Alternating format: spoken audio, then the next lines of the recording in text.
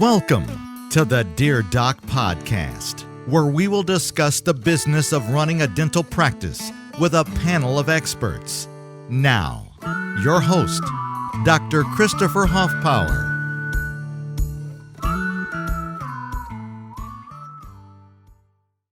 Hey guys, this is Doc Hoffpower. I'm coming to you once again from my home studio here in Alvin, Texas. Again, I am joined by Mr. Paul Edwards, who is with CEDR HR Solutions. Now, Paul has lots of experience that helps him to answer a whole bunch of your Dear Doc questions. Today, we're going to concentrate on two of them, one dealing with bonuses and one that may be a HIPAA problem.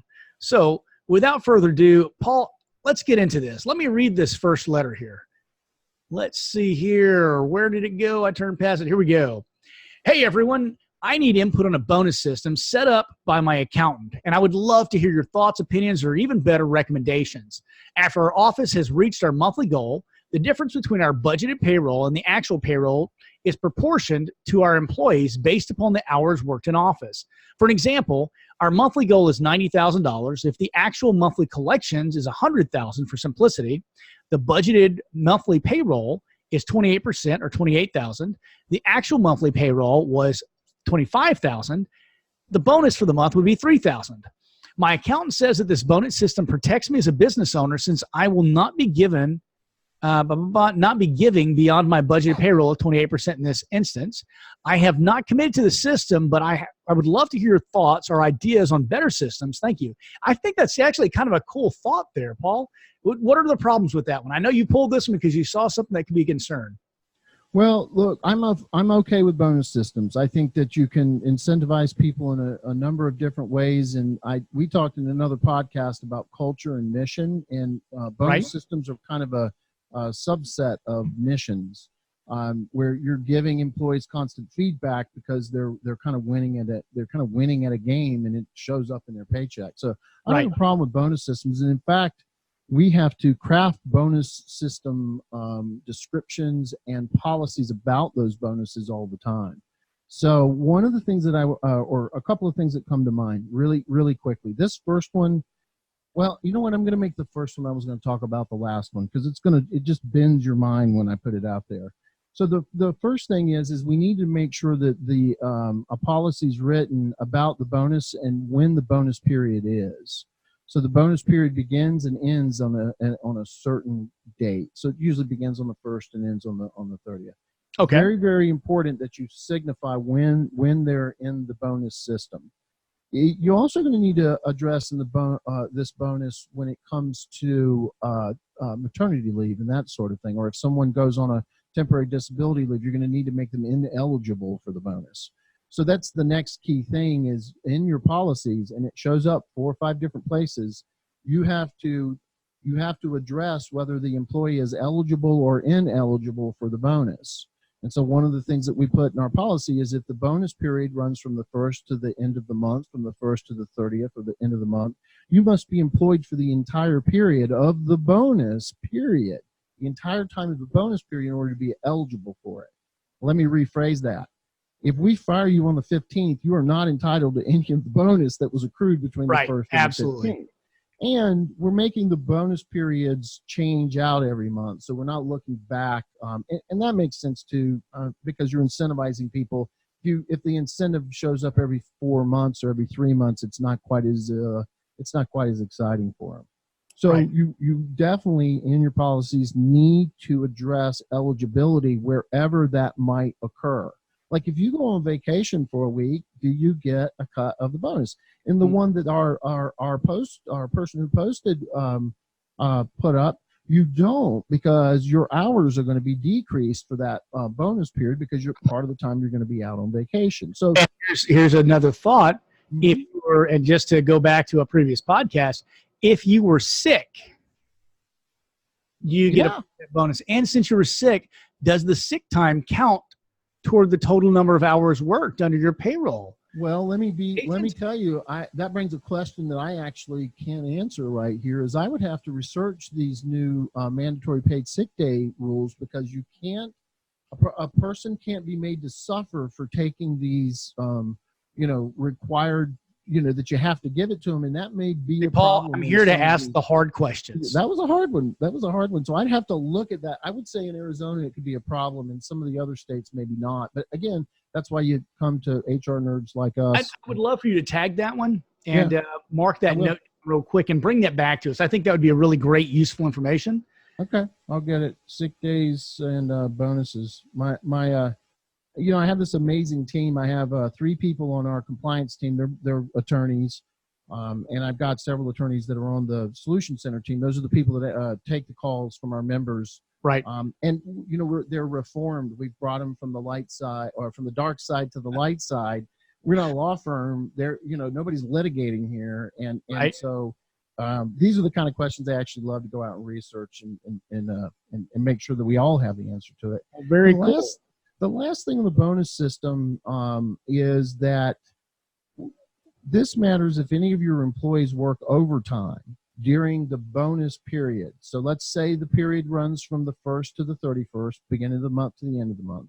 Okay. And an employee works overtime during that period, one of those days or several of those days, and they get a bonus of, say, $500.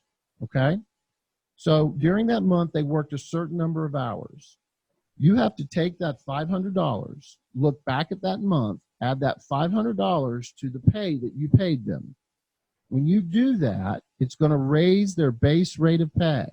So if you were paying them at $20 an hour, this is probably going to raise their base rate of pay up $2 or $3 per hour during the bonus period, maybe less, maybe more, depending on how many hours they work.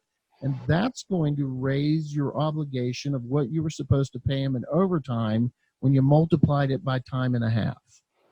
Gotcha. And so you have to issue a check in this month for that month's overtime and make the correction. And a lot of accountants don't know this, and a lot of payroll companies don't know it. I mean, a lot of them don't know it. Where this can really bite you, Chris, is if you've been doing it for a long time, and a lot of people have been working overtime, and a lot of bonuses have been given, and the bigger your team. So, anytime you make a mistake as an employer on something like this, around wage and hour, it's not just the one instance. It's, are you multiplying this times 4 hygienists who are hourly employees who are supposed to be being paid overtime, even if they're commissioned? I mean, I could go down this rabbit hole further and further. I just want everyone to know that if you have a bonus system and you have employees working overtime, you have to go back and refigure the amount you owe them for overtime, or you won't survive the audit. They'll pick it up. The thing is, you make a real good point there about the power of multiplication there. Yep. I have an assistant who just won't press the F2 button whenever she's displaying a schedule. Oh. So one day I walked up to her and said, "Hey, would you do me a favor and press the $250,000 button?" She said, "What do you mean?" I said, "Well, we have 25 patients on this schedule right here today. Yep. That's a $10,000 willful violation for every single patient that you've just shown their name to somebody else. Right. So congratulations. You've just spent $250,000 in a split second. Yeah. Would you press the button, please?" And you know what? Since then, how'd she take it? She has been really good about making sure schedules don't appear in front of patients. Sometimes it's how you say what you say that I makes it. had to put it in the context of what she earns versus the potential fine. Right. I didn't tell her it would be me who was fined. Right. But, hey, it worked. So I have some good news for you. Oh, would the employee be fined? That would be amazing. No, that doesn't happen. The employees never catch it. But if you have trained her and can certify that you've trained her in HIPAA, right, that fine goes from $10,000 probably down to nothing. Oh, I love that. At the most, it could be maybe 10 or 20 or maybe $100. And again, we all know the HIPAA police aren't rolling through our practices. Just made sure you train the employee. That's the reason why you train your employees. It mitigates the fines and the penalties. I love it. All right. So speaking of HIPAA, okay, because I did that on purpose. Did you see how artful that was? No, it was really artful, man. So you got a knack for this. You're natural. I should interview people or something. Yeah, you So, should. guys, we also had a post about a business and HIPAA confidentiality agreement for employees, consultants, temporary staff, and independent contractors. And so this was posted by one of our members, but there's some big problems here. So, Paul, talk to us a little bit about this.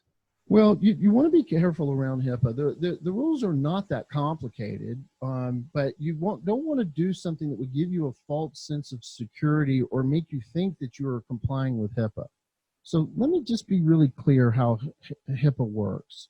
HIPAA doesn't require that you train all of your employees. That's not what it says. It requires you train your workforce.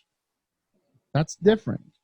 So that's defined to include employees, volunteers, trainees. It could include all kinds of other persons who might see protected health information. And giving someone a form and having them testify or attest to the fact that they will protect that information doesn't do anything.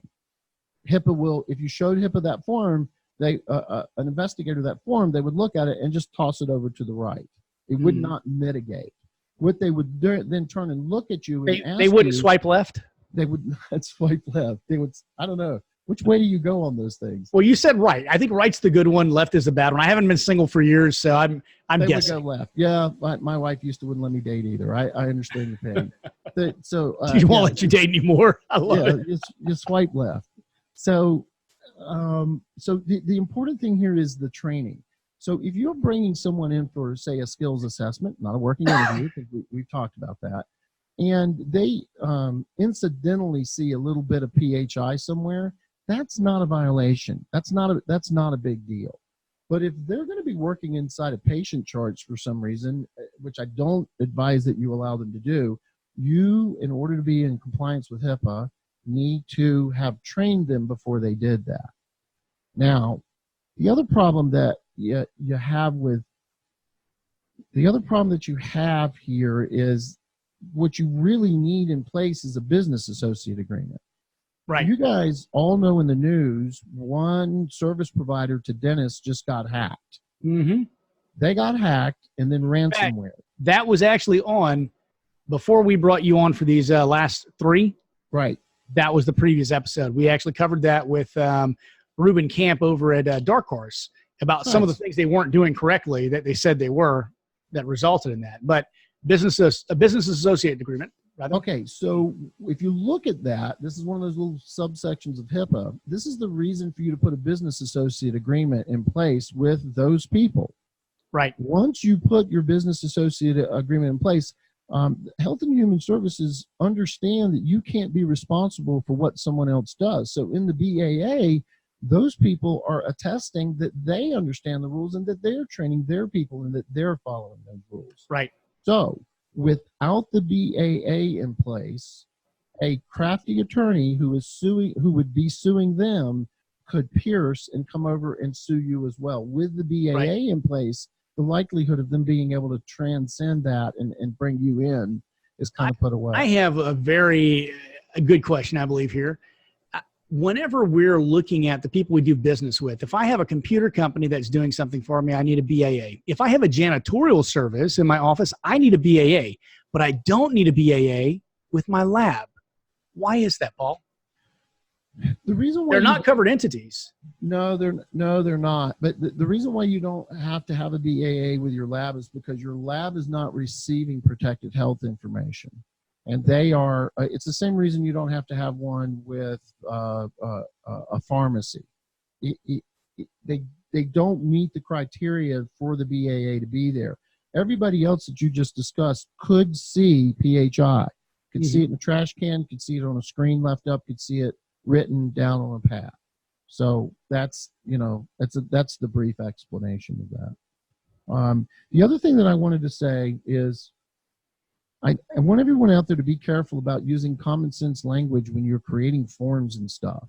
So the form that I looked at had a confidentiality statement in it, which would make sense if you were using your common sense. The problem is that the confidentiality statement, if given to an employee, breaks the National Labor Relations Act rules around confidentiality. It's what we call in HR too broad. So basically said, if you learn anything about this practice, you can't tell anybody about it. I'm paraphrasing. That's not exactly Right. what it said. Because of the way that this law is written, when we put a confidentiality statement in a policy or in an agreement, we actually have to say what it applies to and what it doesn't apply to. Right. Otherwise, that could be used against the employer who put it in place. That's why they always enumerate trade secrets and/or processes, yada yada yada. Yeah, you got to be very, very specific. We take a damn half a page to meet the letter of the law. And again, that's why a lot of people, will put the handbook in front of you and go, "Why is it so long? Why can't we shorten it down?" And I'm like, talk to your senator about it. It's not my fault. I'm covering the bases. Well, guys, I think, Paul, that's the last one that we had for this episode. We were trying to keep this one short. So, folks, thank you so much for joining us again and wasting another 15 minutes listening to the sound of my voice. Paul, thank you again for sharing that 15 minutes with us and giving us the benefit of some of your years of knowledge. Thanks, Chris. All right, guys, have a fantastic day, and I hope to see you again on the next podcast.